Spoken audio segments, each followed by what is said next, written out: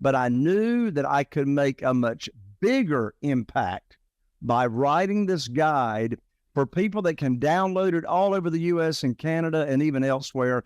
So what's my reason? My reason is now and a part of my life, I'm 62 years old now, and a part of my life to where significance and impact is more important than the money and anything else.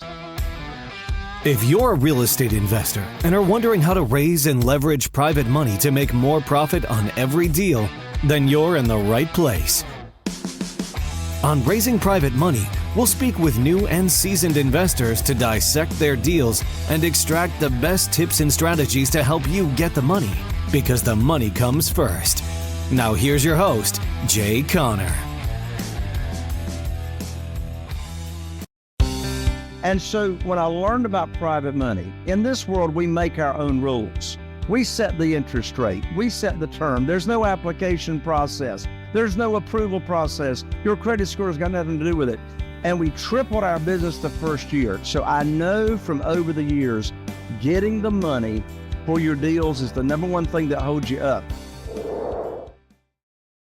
Well, our guest today started out in real estate investing, and like many of us, he did it all the wrong way. And this is a common thing that happens with real estate investors.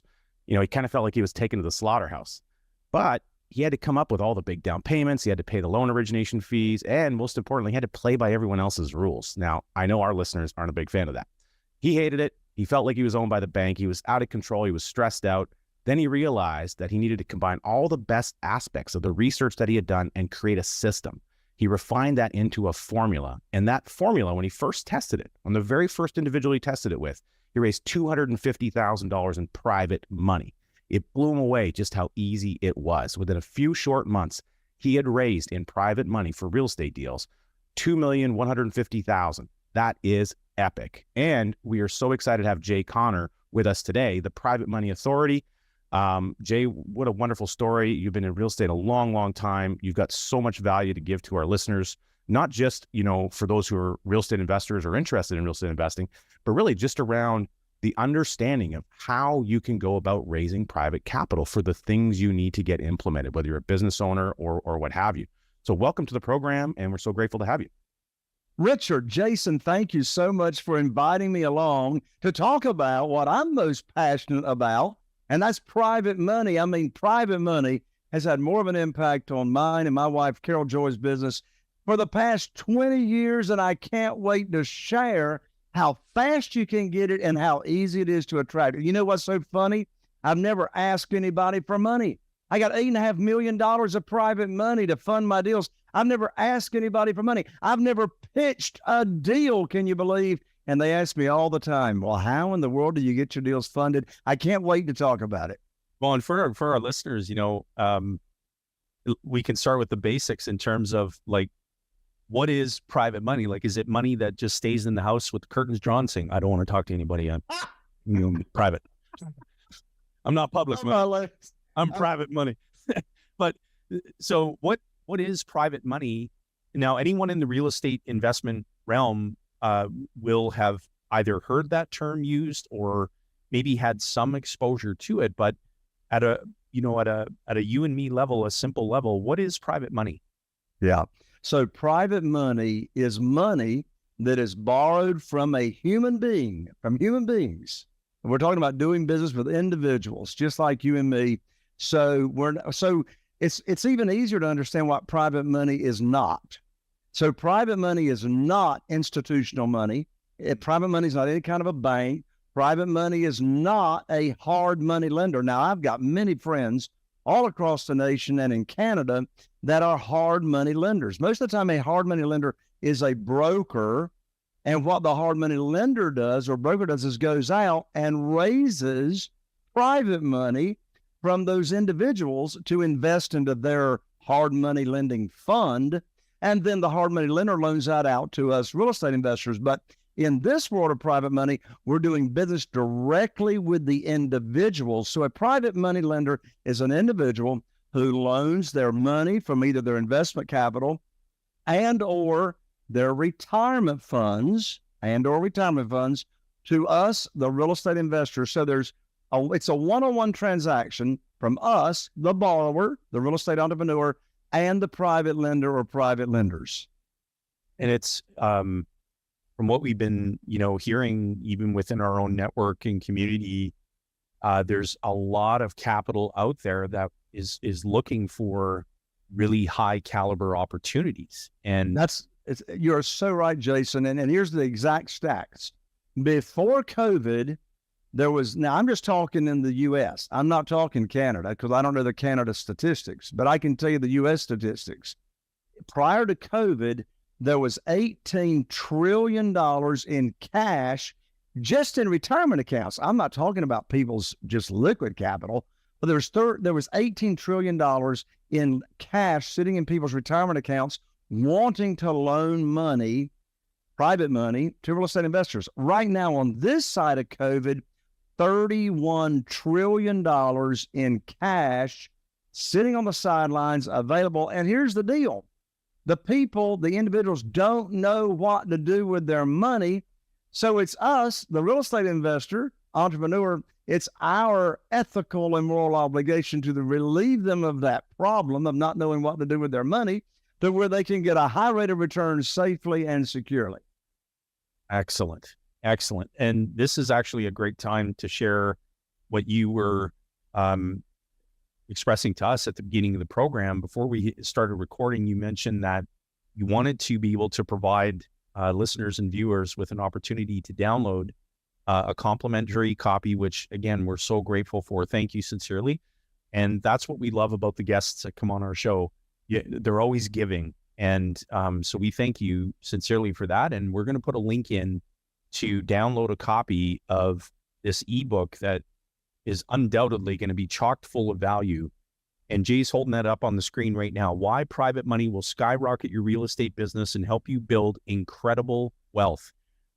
Free, download it, read it.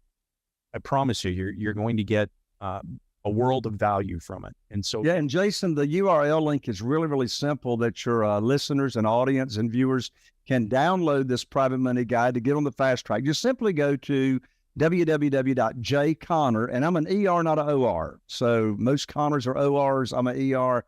So it's JAYCONNER.com/money guide. So jconnor.com/money guide. And what inspired you to write the book? What inspired me to write the book was, first of all, I just think all of us are created to give back. And my journey, mine and my wife's journey through our real estate investing business, we've been full-time in single-family houses. We've done commercial deals as well since 2003.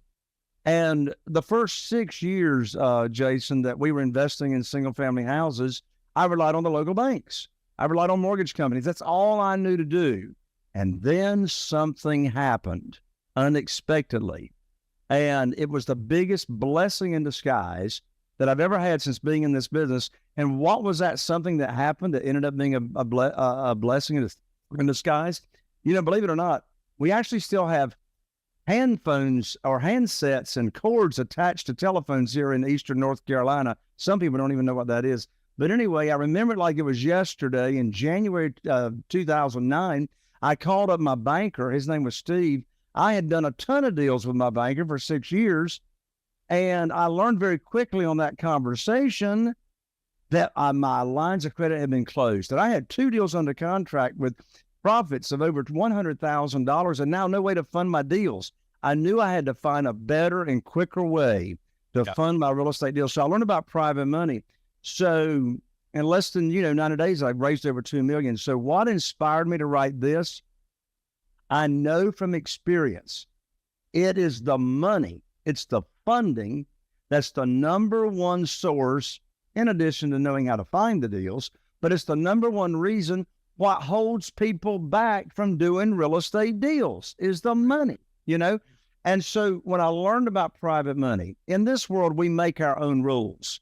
We set the interest rate. We set the term. There's no application process. There's no approval process. Your credit score has got nothing to do with it. And we tripled our business the first year. So I know from over the years, getting the money for your deals is the number one thing that holds you up. And, you know, we make a big impact here in local Eastern North Carolina. We've rehabbed over 475 houses. We've, you know, helped people with problems on buying houses. But I knew that I could make a much bigger impact by writing this guide for people that can download it all over the U.S. and Canada and even elsewhere. So what's my reason? My reason is now and a part of my life. I'm 62 years old now, and a part of my life to where significance and impact is more important than the money and anything else. Well, that's one of the reasons why we have you on the program, Jay. That's basically our MO around here. So we're big fans of that and how people show up and how we like to show up for our listeners, for our clients. And so, you know, a lot of synergies there. What I really love about what you shared about your story, that moment in time is something that would cripple, you know, if there was a doppelganger of Jay receiving that, you know, having that same phone call with the banker, and he just, you know, hung up the thing. It's like, oh, what am I going to do? I'm going to let that $100,000 of profits disappear. And I guess I'm out of the real estate business now because it just got too hard. So there's a whole nother track of a story that could have been, but that didn't happen because you chose the path of opportunity and you went to work to figure it out. And that's a unique signifying thing that I think our listeners should really take heed of. Opportunity shows up for you. And usually the biggest opportunities are when the biggest problems show up, whether it's your problem or someone else's problem. Once you can overcome and solve that problem, now you're on the other side. And that's when, you know, the sun shines very, very bright by doing that. So I really appreciate that story. The second thing that really captured me, and I love what you said, that time frame of 2009, the reason those credit lines froze, that happened pretty much across the board at a lot of the major banks all across the United States. It had to do with the aftermath of the financial crisis and the bailout situation, and the property values were declining from an overinflated scenario. So there was this kind of whole like ebb and flow trickle effect that impacted you on your deals in an uncharacteristic, unsuspecting way, if I'm being so bold to say it that way. And you weren't the only one impacted. Hundreds of thousands of people were impacted that way. And so we find ourselves in an interesting situation where, you know, we're hearing some interesting stories about banking, you know, collapses and buyouts and things happening presently at the time of this recording. And so there's a little bit of that similar fear taking place again here, both in Canada and the United States. So I'm curious, as you look at the opportunity for building the skill set of raising private money today, even in comparison to before COVID, what would you say about its value and its importance now, given the current economic climate? Given the current economic climate, as there's more liquid capital on the street. And when I say on the street, I mean in people's back pocket, in their checkbook. There's more liquid capital. Now, regardless of your political affiliation, here's the facts. There's been more money printed in the basement of the White House in the current administration than ever before. So when you've got all that, I mean, that's contributed, of course, to the inflation, situation that we have. You got all this money. Well, the flip side benefit of that is you got all this money and people are looking for a place to put it. So how does that tie into your question? How do I raise money? I've never asked anybody for money. Well, what I do is I put on my teacher hat. The traditional way of borrowing money is you go to the bank or the mortgage lender or the hard money lender, and you get on your hands and knees and you put your hands underneath your chin. You go, please fund my deal. Please fund my deal, right? Or I'm going to die if you don't fund my deal, right? By the way, I know you all have heard it. I digress here for a second. I know you all have heard it, but for goodness sakes, I'm sick and tired of the gurus out there saying, oh, just get the deal under contract. The money will show up. Have you heard that before? And I want to go, where is the money going to show up? Is it like going to rain out of a cloud? I can tell you why that stuff and that junk is taught. The reason that junk is taught of getting the deal under contract and the money will show up is because somebody's selling a course on how to find a deal. That's why they're saying that. So that's why I say get the money lined up first. There's always going to be deals. Always going to be deals. So get your funding lined up front. Now, I'll get back on course. So back to that traditional way of borrowing money is you go to the bank and you beg, right? So in this world, there's no begging, there's no chasing, there's no selling, there's no persuading. Instead of instead of asking for a mortgage, we are offering a mortgage, right? So I teach people. That's how I started. I started when I had those 2 deals under contract. By the way, I closed both of those deals with awesome. private money, right? And so I teach people. There's 3 categories of where you find these private lenders. People you got some kind of association with, or in your cell phone, email list, social media. And then I teach people how to expand their warm market. You know, your network is like equivalent and correlates to your net worth. And then there's existing private lenders. We'll talk about how to find them if the show allows time. Anyway, I started teaching people what my private lending program was without trying to pitch a deal. I started teaching the opportunity. So I put my program together, right? What's the interest rate I'm going to pay? A straight 8%, no origination fees. I'm going to pay 8%. You know, I'm going to give you, I'm going to back that note. I'm not going to borrow unsecured funds. You know, what's the like? So I started teaching the program. And it takes 20 minutes to teach the program that I've put together to people that you've got some kind of relationship with. And then by the end of that, I promise you, if they've got investment capital and or retirement funds, they're going to be saying, well, what do? Just write you a check?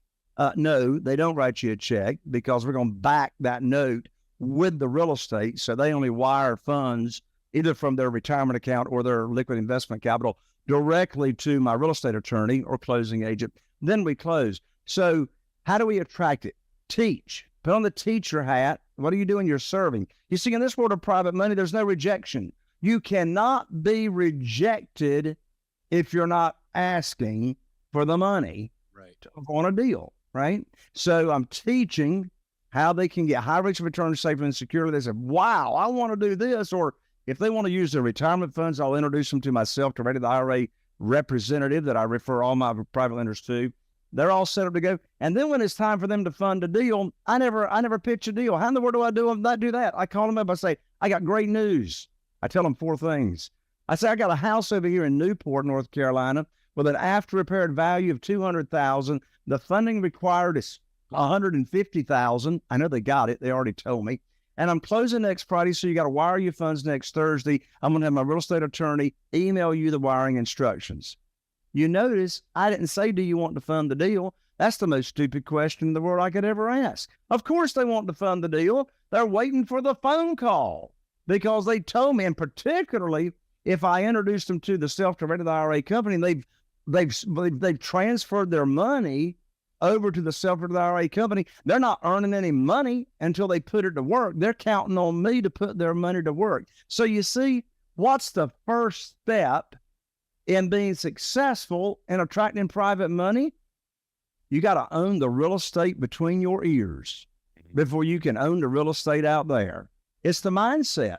No chasing, no begging. I'm teaching. Here we go. I got the money lined up. All right, let's get the deals funded. And what do you see some of the common mistakes that people make, you know, when they first kind of, you know, forge their way into lending their capital? You know, how often have you seen people, you know, make mistakes in that space where they so from the standpoint of the private lender, number one, if you're interested in being a private lender, and I mean, this money guide is written for the real estate investor that wants to borrow private money and teach private money. On the other hand, if you want to be a private lender and loan your money out, number one, don't ever loan money out unsecured. Yeah. Nope. No promissory notes. Yeah. I mean, you can. It's legal, right? But for goodness sake, your recourse is a piece of paper. Yeah. That's is right. Your recourse, right? So, secondly, who are you doing business with, right? I mean, how well do you know this person? I mean, the operator, the guy or the gal running the show, really, from the standpoint of a private lender, you're really not investing in that piece of real estate. You're investing in that person, right? Is really what you're doing, right? So where's your level of trust?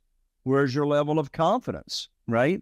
You know, I mean, pretty much, I'm not going to be, and I'm a private lender myself, right? I mean, private lending's beautiful. I mean, it's passive. I don't have to go find a deal. I don't have to negotiate a deal. I don't have to rehab a house. I just sit back and watch the money get printed. But who am I going to do business with? I'm going to do business with, first of all, how well do I know them? I mean, I'm obviously not going to take a phone call or an email from somebody that I don't know and they pitch me a deal and I'm going to invest in it. I don't care how lucrative it looks, right? Because I'm really not investing in that real estate.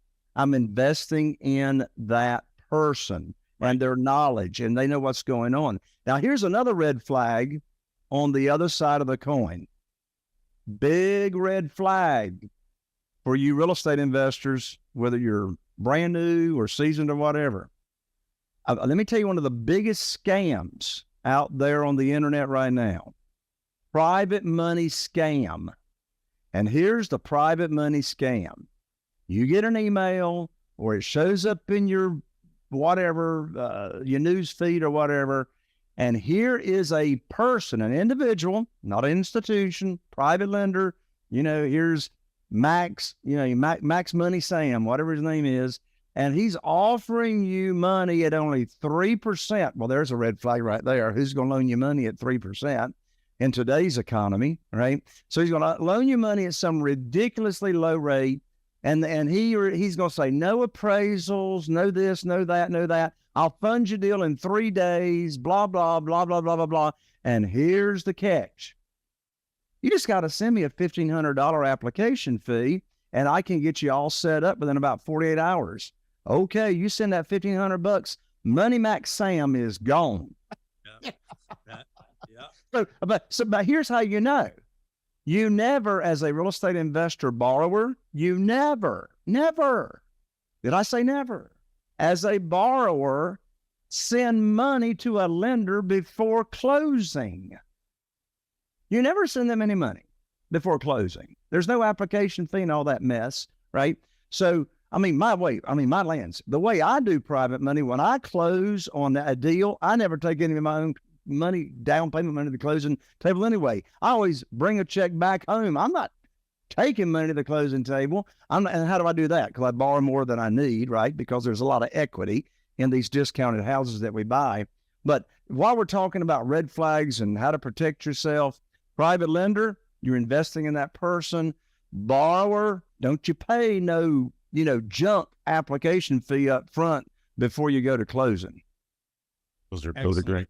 And use your lawyer. Make sure it goes through the proper channels. Don't drive over to some guy's house and leave a check on the door and say, here you go, here's to fund that deal you told me all about. Exactly.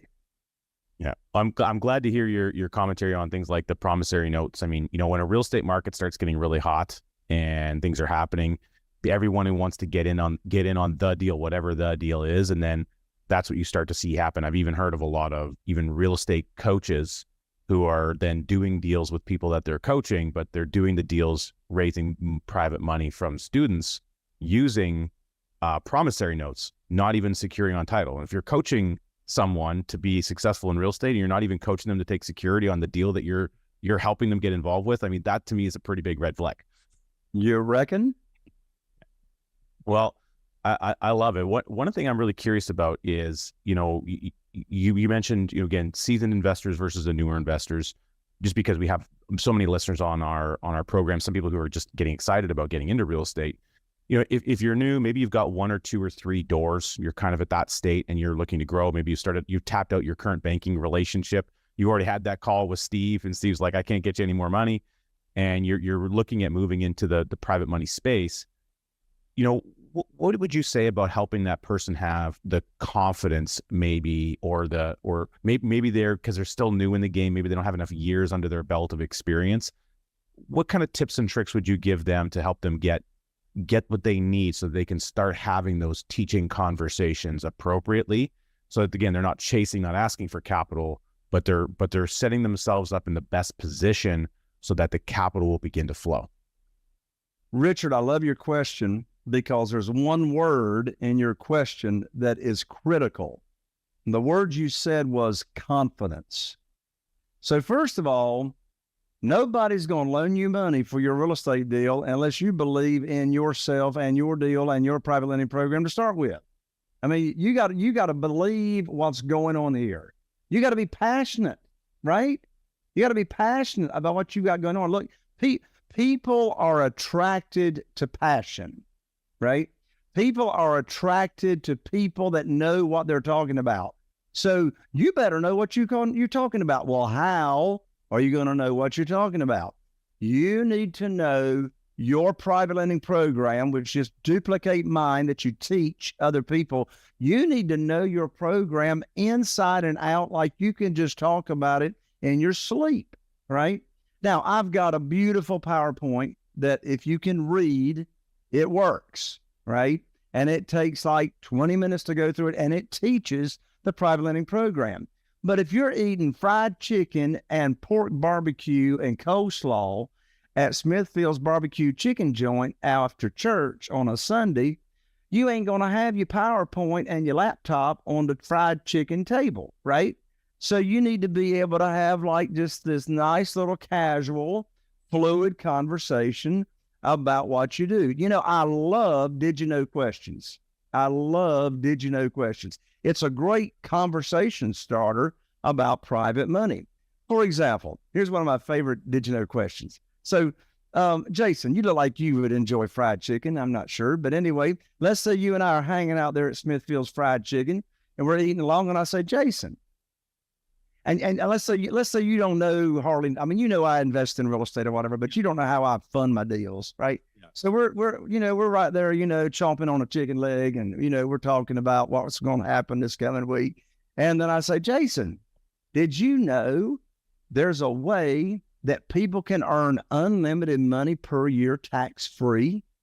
And of course, you're not going to know the answer to that question because where in the world can you go and earn money, unlimited money, tax-free? And of course, you're going to say, what? How do you earn tax-free money? Well, my next question is, my next question, I say, well, have you ever heard of self-directed IRAs? And of course you haven't. 99% of the people walking around ain't never heard of it. I'll say, well, and now here I go. I mean, now I've got, the door is open. I opened the door, you stepped in, and now I can say, well, self-directed IRAs is a great vehicle that hardly anybody knows about. Financial advisors don't know about it because there's no commissions in it. If you have got retirement funds, you can transfer them over. And if you've transferred over, you got a Roth IRA, you can be a private lender and invest in real estate and earn unlimited money per year with no tax effect, no penalties, no nothing. And so we talk about self-directed IRAs, did you know questions. So back to the question, a brand new real estate investor hasn't raised any private money.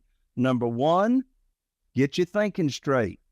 You're not asking, you're not begging, you're not chasing, you're teaching, right? And I'm talking about in your warm-up. We haven't talked about existing private lenders. You don't teach existing private lenders anything because they already know what a private lender is, right? You ain't teaching an existing private lender your private lending program because they're already doing it, right? So you teach people in your warm market, teach them your program, and hey, looky here now, don't make this mistake. Don't be teaching your potential private lender your program, and in the same conversation, talk about the house you got at 411 Chatham Street that's under contract that you need funded. You're already begging and sounding desperate, and you didn't even mean to, because I told you not to sound desperate. Well, you're already desperate because you combined the conversation of the program, and now you got this deal under contract. So we separate. How do you think I learned all this stuff? Because I screwed it up to start with. It's how I learned. You have this unemployable shirt on, but I bet you in your closet there's a School of Hard Knocks shirt that you probably have as well. It's so Richard, one of our late mentors, he said, this was years ago. He said, you know how you become a really, really good lender? And we said, no, how do you become a really good lender? He said, be a bad one. Exactly. That's right. That's how you become a really good one. So I don't know how we got off on that, but anyway, we separate the conversations of teaching the program, and then, they tell us how much they got. Is it retirement funds? Do we need to introduce them to our company that we recommend to use as your self-directed IRA, third-party custodian. Anyway, so they got their money lined up to go. I know how much they got. And then I call them up and I do that little script that I did a few minutes ago. And I say, I got great news. I can now put your money to work. And I'm not asking them, do they want to fund this deal? I mean, it's just a natural progression. I taught you what private money is. You love it. You're all excited. You want to get going, right? And by the way, they always have more than they tell you. I got a private lender by the name of Terry. That's all the name I'm going to give because I know how you are, right? So I have this private lender, and Terry has been loaning me money for quite a while, and that's all she had. That's all she had until Tuesday of this week. Lo and behold, here's another $250,000. How fast can you put it to work? Well, I put it to work today, and I brought home a check for $50,000 because we always bring home a check when we buy. Who wants to get paid to buy houses, right?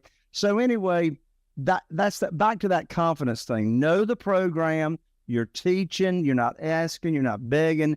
But like back to the fried chicken story, it's got to be a conversation, right? And look, it doesn't take long to get this down. There's only 14 talking points, and all of them are short, right? Yep. That you just talk through the talking points, and there you go. Well, and by the way, I'm sorry, this comes to mind. And again, here's the deal. I hear this all the time. I know you all have heard it. I hear this all the time. New real estate investor says, Jay Connor, who in the world is going to loan me money and I've never done a deal before in my life, right? Well, here's the answer, and here's a writer downer, as we say here in North Carolina.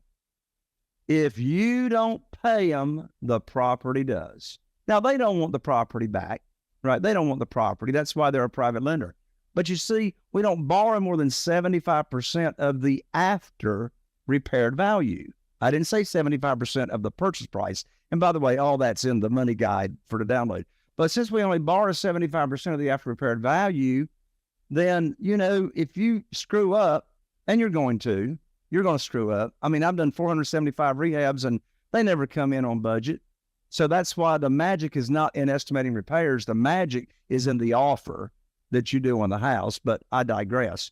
But, if that deal goes sideways, then your private lender has got a ton of equity, right? We call it a 25% equity cushion to where if the house needed to be liquidated, then your private lender can be made whole. That's back to looking after your private lender. But let me also comment on what I just said. And that is, if you've never done a deal before, then for goodness sakes, don't do it by yourself, right? I don't care how many books you've read. I don't care how many seminars you've been to. You better have a mentor or a coach or a seasoned investor in your local market that will work with you on that deal. Hey, look, here's the deal. You're going to pay for your education one way or the other, and you do not want to pay to go to a seminar that you did not intend on going to. Trust me. Yeah, I'm pretty sure Jayson and I could both put our hands up in regards to the seminars that we've paid for unintentionally on our time frame. And what I love about this is that as people are listening to this episode as it goes live, obviously you might want to consider getting some stock in the fried chicken establishments that anyone who's a listener that actually owns a fried chicken establishment, you could send the checks to Wealth Without Bay Street. So we're happy to support your business in that endeavor.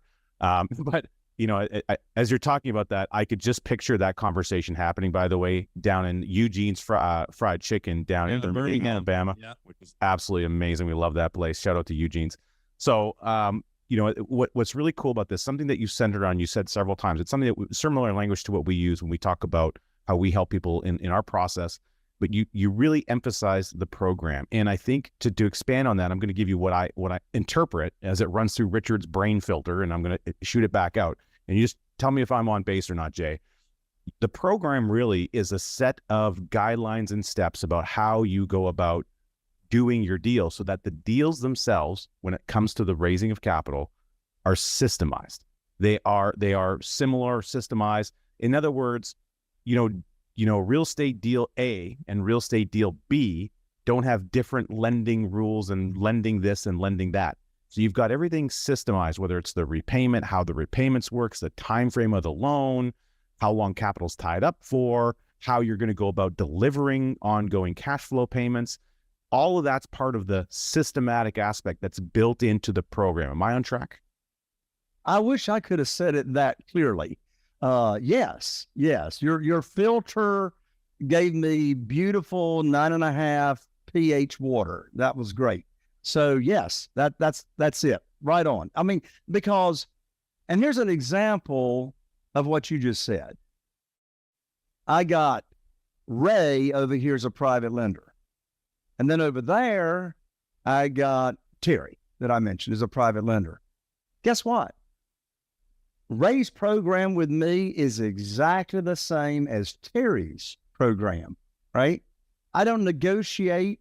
Man, I've heard this, for goodness sakes. I don't negotiate on the rate that I'm going to pay. I am an equal opportunity borrower. Okay? There's a writer downer. I never thought of that in 20 years till right now. There's an equal opportunity borrower, meaning everybody's got the same opportunity. And that way, I mean, people talk, right? And by the way, when you start attracting private money, which you will very quickly, I got students all the time getting at least $500,000 in private money in less than 30 days from just starting to implement. But the thing of it is number one, they already have more, they always have more than they tell you, and they refer other private lenders, new private lenders to you, right? But the deal of it is yes, everybody's treated the same. The only thing different is two things. Only thing different is two things between private lenders. Number one is the interest rate I pay. So the interest rate is either 8% or 10%. So I pay 8% to private lenders that are loaning money and their mortgage or deed of trust is in first position, right? Because you can have multiple private lenders secured by the same piece of property. So a junior lien position or second position or second mortgage, I use smaller amounts of money, such as $50,000, $40,000 for rehab money, right? Well, I'll pay 10%. So it's either 8% or 10%, and that's just depending on the position. The program didn't change. The system didn't change. It was what position the note was in. And the only other thing that changes from one lender to the other is how often are they paid. And guess what? They get to pick. They get to choose how often they're paid. I mean, if I'm doing a fix and flip and I'm only going to be using the money for 6 to 9 months, I'll say, well, you're going to earn the same money whether I write you a check every month or we just let the interest accrue. And I'll just write you one big interest check, at the end of the deal. But I've got some private lenders that are elderly and they need the monthly income. Yep. I mean, I got one private lender who's got $1 million investment capital, $1 million. And he and his wife are retired school teachers, right? Well, guess what? They're living off of the $1 million invested with me. They're living off of that, along with their Social Security and a little bit of teacher retirement. But let me tell you what, they are living the dream having $1 million with me because, they're getting those high rates of return. So anyway, yes, same program, same system, everybody's treated equal. Love it. Yeah, very clear. Rich. Well, I want to thank you for coming on the program, Jay. It's not over, is it? It's not already over, is it? And time flies. You mentioned, and we're going out for fried chicken after. Yeah, fried chicken. Really. Got us going on that now. When you said that everything's the same for each people, I heard in back of my head one of our mentors, the late R. Nelson Nash, saying "samey, samey." That's how he would describe it. And so well, how's the deal for that guy? Oh, samey, samey, right? The nice thing about this is that language is very simple. It is comical, and it gets people to connect with what you're doing. And so again, that's just one thing that we learned from one mentor, just in how he exercises verbiage and communication.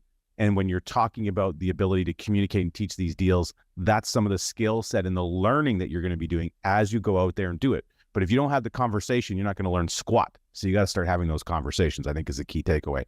And make sure to get a copy of Jay's download there. We'll put the link down in the show notes. What our final question for you is, Jay, and I really want to just have you open up on this a little bit. Although you showed up today without a cape on, you are wearing an unemployable shirt, which is just almost as cool.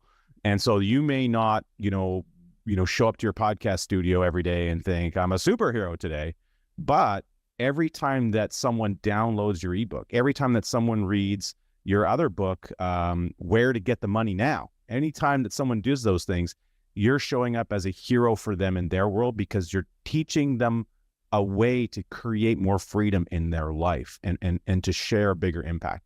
So our question for you is, who do you most want to be a hero to? I want to be a hero to a person that wants to serve and give back. This game of, and it's not a game, it's a business, but this business of real estate investing, it's not first about the money. And I'll tell you why it's not first about the money. Every time I've been involved in an opportunity or a business, and my primary focus or my only focus was making money, I failed miserably. In fact, I failed so miserable, I never got off the ground. I never got it launched, right? Because when it's only focused on the money, who are you focusing on? You're focusing on yourself when you're only focusing on the money. This business is not primarily about the money. This business is a people business. And for goodness sakes, there's so many people to serve. And when you put serve first out there, you ain't got to worry about yourself. If you've got a smart business plan, of course you got to have a smart business plan, right, for it to work. But when your focus is on the other person, everything else falls into place. Who am I talking about? Well, we ain't buying nothing these days in the multiple listing service from realtors because there ain't nothing in there. We're buying all of our deals, and we have since this side of COVID, from for sale by owners. Those are people. Those are real people. And those real people have got problems, or they wouldn't be responding to your marketing that you can offer a solution, right? It's about understanding where they're coming from. I mean, they wouldn't be reaching out to you unless there was some kind of distress going on, most of the time. So you're there to help these people.